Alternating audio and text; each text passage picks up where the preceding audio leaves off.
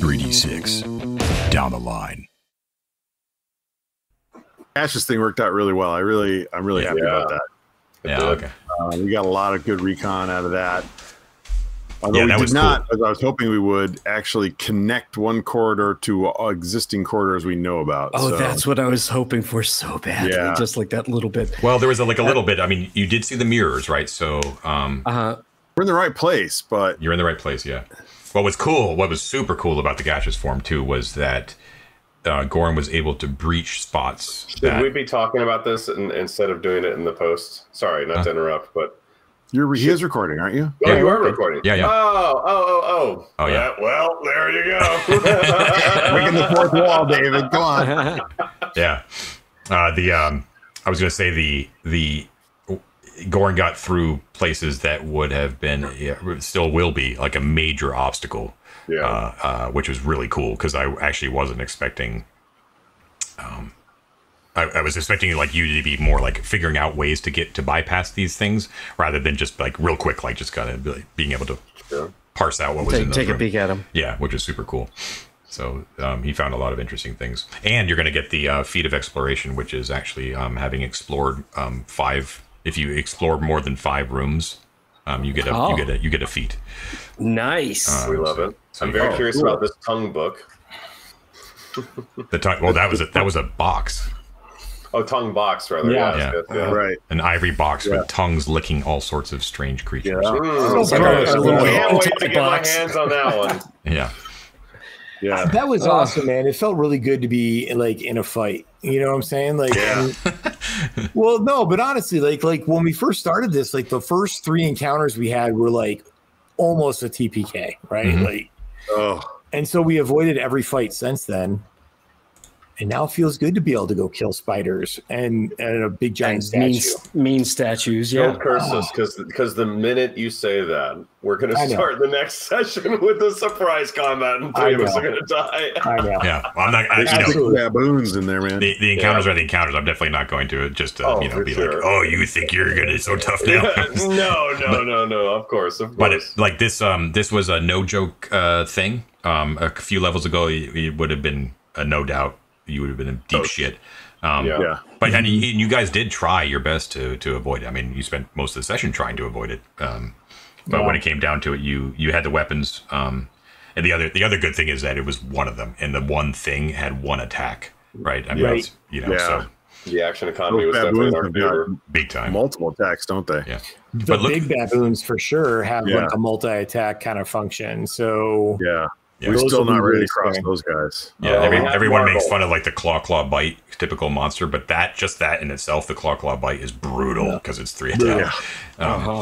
And but there was and then also you saw right there the how awesome having half the party be NPCs is. I mean, like David was saying, the action economy was way weighted in your favor. So absolutely. We had like 2 rounds where everybody just whiffed. Yeah. Like everybody. Oh yeah, like them. And y'all, man, y'all has so many hit points. He's got 36 hit points. Yeah, that dude's not even like a retainer, man. He's like a full on. He's as high level as any of us. Definitely all the Southern Comfort he's been drinking while training. So retainers have to be of a lower level than the person that they're attached to. So he could only be Avaricios' retainer. Right. Interesting. Kind of interesting. Yeah. So there's no actual rule for it, but I would rule. And also because they're taking half share of XP, there's probably no way that he could ever overstep. Right. I don't really see how that could ever ever happen. But for instance, like if Avaricios, heaven forbid, dies, and then y'all try to attach to one of you guys, it wouldn't work. Like he would become like Tresty. He would become like an NPC in the party. He wouldn't be a retainer.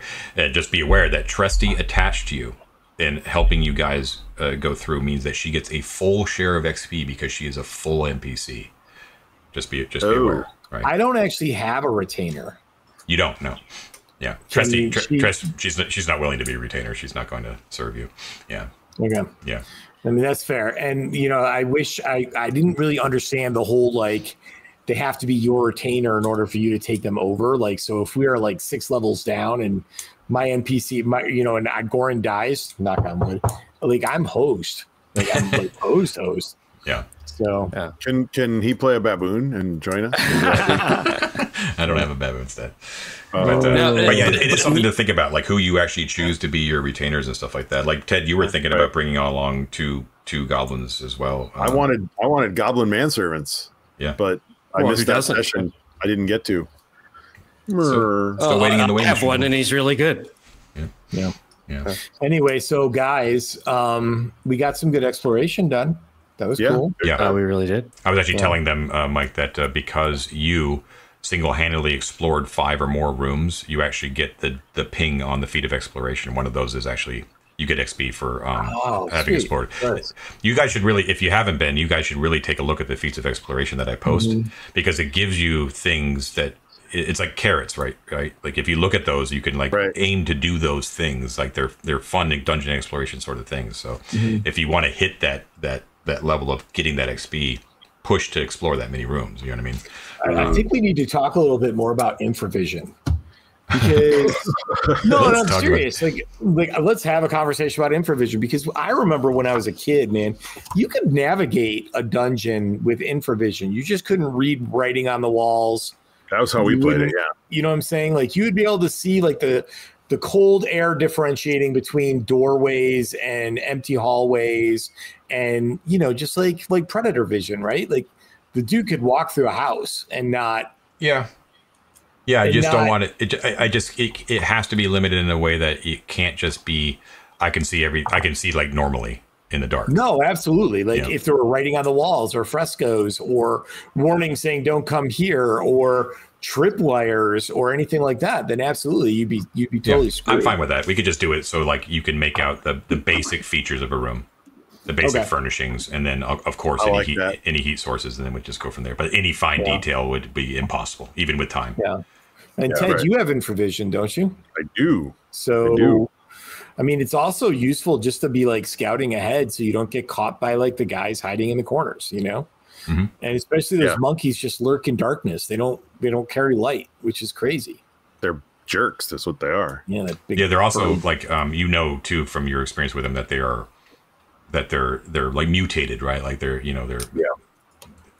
something either Gerlad did something to them or the environment of the dungeon did something to them, but they're not normal, right? Right. Like there's no stories of like back in the days of our Arcontian Empire, like even though baboons were sort of thought to be sacred, that they were in any way warped. There's something has happened to them. So 1,000 years down in a dungeon has turned them all into golems. It could just be that. It could just be like natural evolution, just having lived down in the dark for so many millennia. That's just they've evolved into being able to see in the dark. You don't know. And that's part of the light with the mirrors, right? Like if we can get that thing running, screw you, monkeys. Yeah, that's something we got to remember to do is search this room for any signs of the disco ball. Or the presumed disco ball. Yeah, smart.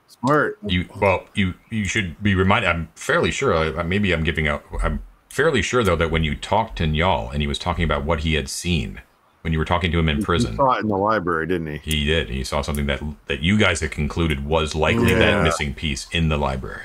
Oh yeah, that's right. Has Njal ever been to this part of this level? No, he has not been to this part. Okay. But we do know that we are very close to Monkey Town because I found monkeys. So right. Y'all's actually and the mirrors, right? That's also right. And does he know anything about how the mirrors worked? Have they ever worked since he's been there? No. Okay. This is something we should probably be talking about in game, right? This is actual session stuff. Yeah. Sorry. I just want to keep playing.